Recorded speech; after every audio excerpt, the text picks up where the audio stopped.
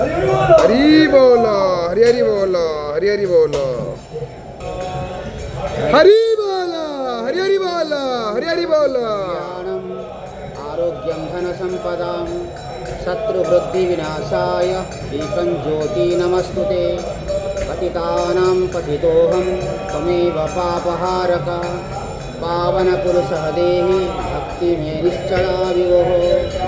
ओं वासुदेवं ऋषिकेशं वामनं जलसायनं जनार्दनं श्रीकृष्णं श्रीवत्सं गरुडध्वजं वाराहं पुण्डरीकाक्षं नृसिंहं नरकान्तकम् अव्यक्तं शाश्वतं विष्णु आनन्दं अनन्तं व्ययम् वेतारं यज्ञपुरुषं यज्ञेयं यज्ञवाहकं रामं हयग्रीवं भीमरौद्रभवोद्भवं श्रीपतिं श्रीधरं श्रीशं मङ्गलं मङ्गलायानादं हरि बोलो, हरि हरि बोलो, हरि हरि बोलो।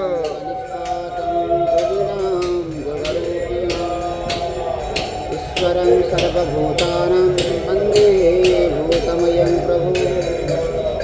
इति नामं शतं दिव्यं वैष्णवं खलु जदारो ब्रह्ममूर्ति प्रणवतनुधरं सर्ववेदान्तसारं